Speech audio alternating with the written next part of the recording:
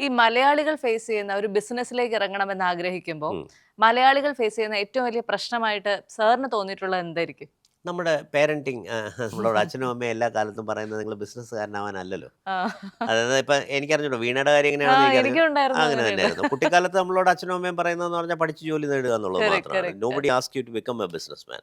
Traditionally നമ്മൾ നോക്കിക്കഴിഞ്ഞ് കഴിഞ്ഞാൽ ഏറ്റവും കൂടുതൽ ആൾക്കാർ കച്ചവടത്തിലേക്ക് ഇറങ്ങിയിട്ടുള്ളത് അവരുടെ അച്ഛനമ്മമാർ കച്ചവടത്തിൽ ഓൾറെഡി ഉള്ള ആൾക്കാർ. അതായത് നമ്മൾ എന്താ അതിന് പറയുന്നത്, ജനറേഷണൽ ഓണ്ടർപ്രണേഴ്സോ കറക്റ്റ് ഫാമിലി അങ്ങനെയാണ്. ഓഫീസേഴ്സ് എന്നൊക്കെ പറയുന്ന പോലെ അതെ. എൻ്റെ അച്ഛൻ ഒരു ബിസിനസ് ഉണ്ടായിരുന്നു, ഞാൻ ആ ബിസിനസ് ഏറ്റെടുത്ത് നടത്തുന്നു. നടത്തുന്നു. അതെ.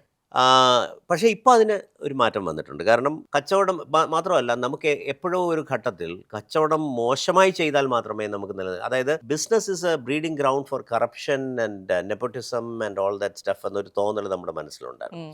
അഴിമതി കാണിച്ചാലേ നമുക്ക് കച്ചവടം ചെയ്യാൻ കഴിയൂ. ഉം. അപ്പോൾ പൊതുവെ അത് കാണിക്കാൻ താല്പര്യമില്ലാത്ത ആരും കച്ചവടത്തിലേക്ക് ഇറങ്ങില്ല. ഉം. അപ്പം ഇപ്പോൾ അത് പതുക്കെ പതുക്കെ പതുക്കെ മാറി വരുന്നുണ്ട്. പക്ഷെ അങ്ങനെ മാറുമ്പോൾ ഉള്ള ഗുണം എന്ന് പറഞ്ഞു കഴിഞ്ഞാൽ എത്തിക്കലായിട്ട് നമുക്ക് ഏറ്റവും കൂടുതൽ കാശുണ്ടാക്കാൻ കഴിയും. ഞാൻ എപ്പോഴും ആൾക്കാരോട് പറയുന്നൊരു ആ. കാര്യമാണ്, if you want to make a lot of money ethically, um. Business is the way to go. വേറെ ഒരു ജോലിയിലും നിനക്ക് അത്രയും പൈസ ഉണ്ടാക്കാൻ പറ്റില്ല. കറക്റ്റ്. കാണുമായിരിക്കും ഒരു ഗൂഗിളിൻ്റെ സിഇഒയോ ഒരു മൈക്രോസോഫ്റ്റിൻ്റെ സിഇഒയോ റിലയൻസിൻ്റെ സിഇഒയോ ഒക്കെ ആ പൈസ, പക്ഷേ അത് എത്ര പേർ? അതെ. മേ ബി ലെസ് ദൻ 1% അല്ലേ? കറക്റ്റ്. പക്ഷേ ഇഫ് യു ആർ ഒരു പലചരക്ക് കച്ചവടക്കാരൻ, ഉം. ഒരു സിനിമയിൽ ജയറാം പാർവതിയോട് പറയുന്നുണ്ട്. ഉം. പാർവതി ബാങ്കിൽ ജീവനക്കാരിയാണ്, ജയറാം പലചരക്കട നടത്തുകയാണ്. അപ്പോൾ പാർവതി ജയറാമിനെ കളിയാക്കുകയാണ്, പലചരക്കടയല്ലേ അത് നിർത്തിക്കൂടെന്നോ അങ്ങനെ എന്തോ ചോദിക്കും.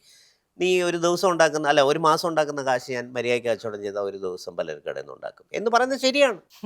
ഒരു മുറുക്കാൻ കടയിൽ നിന്ന് actually you can make a lot of money um. If it is running well, right? Um. എന്ന് പറയുന്ന പോലെ business is a place where you can ethically make a lot of money um. And people are realising it. അപ്പോൾ അതുകൊണ്ട് തന്നെ ആൾക്കാർ കൂടുതൽ കൂടുതൽ ഇനി അതിലേക്ക് വെഞ്ചർ ഔട്ട് ചെയ്യും എന്നാണ് എൻ്റെ ഒരു വിശ്വാസം. അത് സംഭവിക്കേണ്ടത് താഴെ തട്ടില്ല, അതായത് teachers, parents, society need to celebrate